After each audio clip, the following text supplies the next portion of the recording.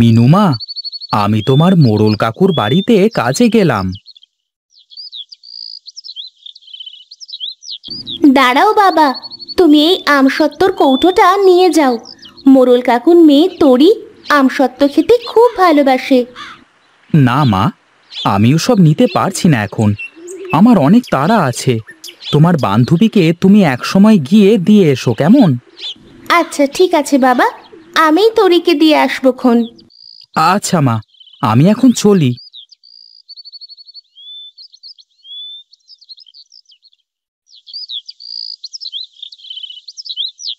কি নিতাই, আজ মোড়ল মশাইয়ের বাড়িতে যেতে এত দেরি কেন তোর? এই যে নায়েব মশাই, ঘুম থেকে উঠতে একটু দেরি হয়ে গেছিল আর কি। এই চল চল, আমারও আজ দেরি হয়ে গেছে।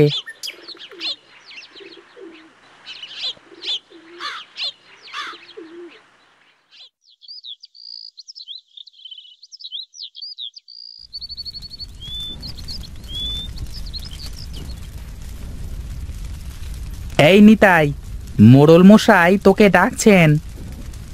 ভাত বসিয়েছি চুলায়, আপনি যান, আমি ভাতটা নামিয়ে রেখে আসছি। যাই, ভাতটা নামিয়ে রেখে মোড়ল মশাইয়ের কাছ থেকে ঘুরে আসি।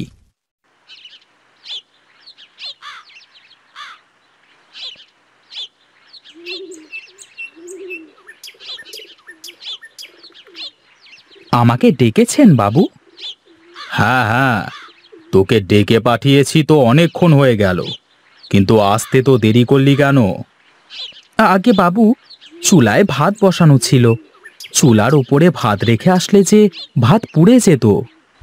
আচ্ছা শোন, পরশু আমার মেয়ের জন্মদিন, অনেক লোকজন আসবে বাড়িতে, তাদের খাওয়াতে হবে। যা যা বাজার লাগবে নায়েবকে বলে দিস। ওসব নিয়ে আপনি একদম চিন্তা করবেন না, আমি সময় মতো সব ঠিকঠাক করে ফেলবো। আচ্ছা যা, রান্নাঘরে গিয়ে রান্না কর।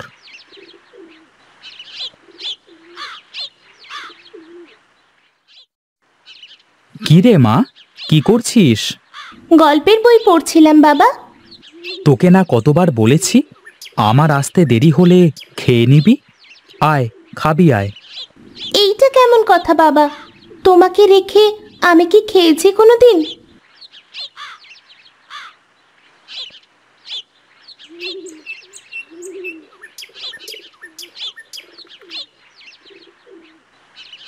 এই মিনু, মিনু কোথায় তুই? বাইরে আয়।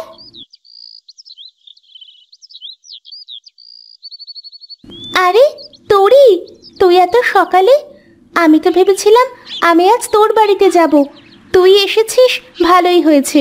আমি তোর জন্য আমসত্ত্ব বানিয়ে রেখেছি, যাওয়ার সময় নিয়ে যাবি।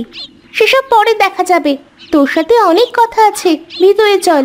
হ্যাঁ তরি, আয় ভেতরে আয়।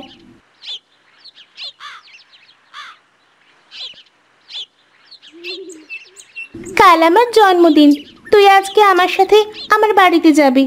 না রে তরি, বাড়িতে তো অনেক কাজ আছে, আজ আমি যেতে পারবো না।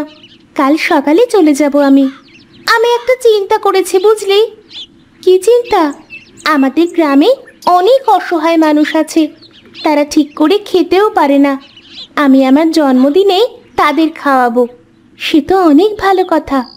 আমি বাবাকে বলেছি আত্মীয়দের দাওয়াত না করে অসহায় লোকেদের খাওয়াবো। তুই অনেক ভালো তরি, আমার যদি সামর্থ্য থাকতো তাহলে আমিও তোর মতো আমার জন্মদিনেও অসহায় লোকেদের খাওয়াতাম। তুইও একদিন ঠিক পারবি এই অসহায় লোকেদের পাশে দাঁড়াতে। আচ্ছা শোন, আমি এখন চলি, কাল সকাল সকাল আসিস কিন্তু। আমি আর তুই সব লোকেদের খাওয়াবো। ঠিক আছে, তুই যা, আমি কাল সময় মতো চলে আসবো। আমার যদি টাকা থাকতো তাহলে আমিও আমার জন্মদিনে গরিব লোকেদের খাওয়াতাম। মিনু, তাড়াতাড়ি আয়, আমি তোর জন্য কখন থেকে অপেক্ষা করছি। রান্না কতদূর হলো রে? এই তো রান্না প্রায় শেষের দিকে। তাহলে তো আমি ঠিক সময় এসেছি। আমি ভাবলাম আমার বুঝি দেরি হয়ে গেল আসতে। না না, দেরি হয়নি, ঠিক সময়ে এসেছিস। এই তো মাংস ভাত সব কিছুই হয়ে গেছে। ডাউলটা চুলা থেকে নামালি সবাইকে খেতে দেব। সবাই তো না খেয়ে বসে আছে, সবার সামনে খাবার দিতে থাকি, এর মধ্যে ডাউল হয়ে যাবে। এ তো ঠিক বলেছিস, চল দুজনে মিলে খাবার দিই সবাইকে।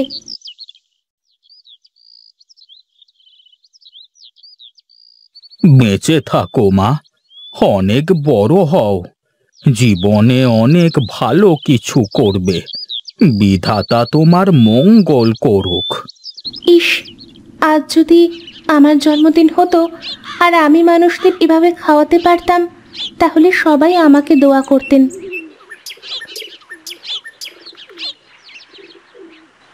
আচ্ছা তরি, আমি এখন চলি, সন্ধে হয়ে এলো।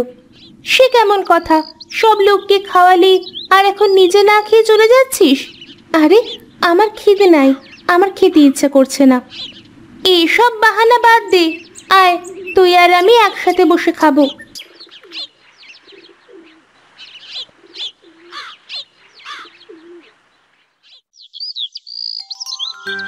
আচ্ছা তরি, আমি এখন চলি রে।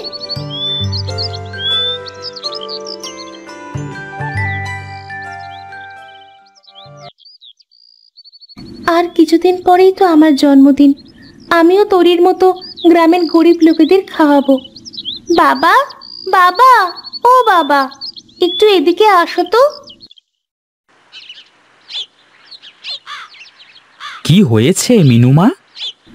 আচ্ছা বাবা, আমাকে একটা কথা বলো তো, গ্রামের কিছু লোকেদের খাওয়াতে কত টাকা খরচা হবে?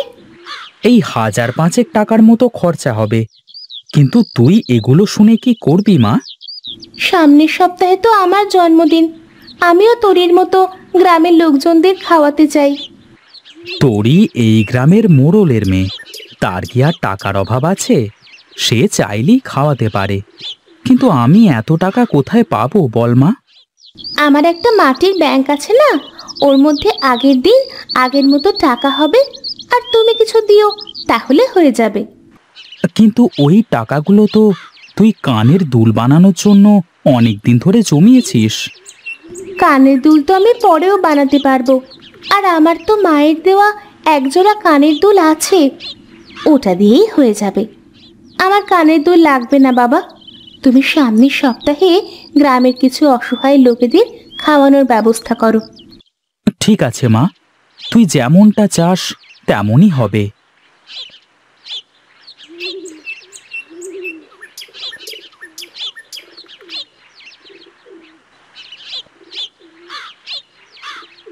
শোন তরি, কাল আমার জন্মদিন, কাল আমি আমার বাড়িতে গ্রামের অসহায় লোকজনদের খাওয়াবো। তুই সময় মতো চলে আসিস, আর তুই আর আমি একসাথে মিলে সকলকে খাওয়াবো। আচ্ছা ঠিক আছে, তুই কোনো চিন্তা করিস না, আমি ঠিক সময় মতো চলে আসবো। ওরে বাবা, চাকরের মেয়ের সব দেখো, নিজেরা ভাত পায় না, সে কিনা গ্রামের অসহায় মানুষদের খাওয়াবে। আমিও দেখছি কি করে তোরা এই ভোজ সভা করিস। আমি গ্রামের সকল লোকেদের দাওয়াত দিয়ে দেব, তারপর বুঝবে ঠেলা।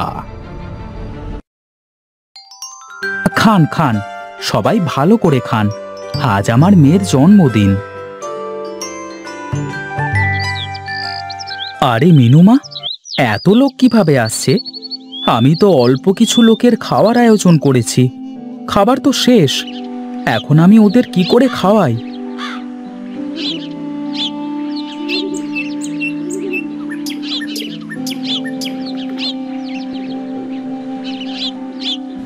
আরে আপনি কে? এখানে কি করে আসলেন? তুই কাঁদিস না মা, আমি তোর সৎ কাজের উপহার দিতে এসেছি। এই নে, এই হাঁড়িটি তোর কাছে রাখ। এই হাঁড়ির মধ্য থেকে যা খাবার চাইবি, যতটুকু চাইবি ততটুকুই পাবি। তুই এই হাঁড়ির খাবার দিয়ে সারা গ্রামের মানুষকে খাওয়াতে পারবি।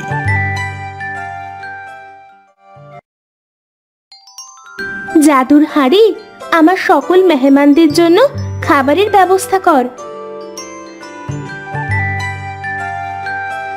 কি রে মা, খাবার কোথা থেকে আসলো? আরে এত খাবার এখানে কি করে আসলো? সে যাই হোক, আগে মেহমান বিদায় করি, তারপর মিনুমার কাছ থেকে শুনবো সবকিছু।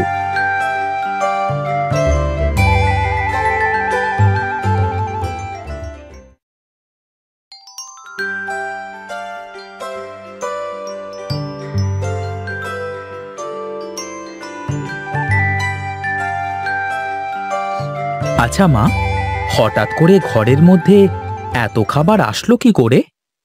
বাড়ির সব খাবার শেষ হয়ে যাওয়ার পর আমি যখন দেখলাম অনেক লোকজন আমাদের বাড়িতে আসছিল, এসব দেখে আমি ঘরে এসে বিছানার ওপর বসে কাঁদছিলাম। তখন একজন সাধু বাবা আমার কাছে এসে আমাকে একটা হাঁড়ি দেয়। হাঁড়িটা ছিল জাদুর হাঁড়ি। আমি ওই হাঁড়ি থেকে সব খাবার পেয়েছি বাবা।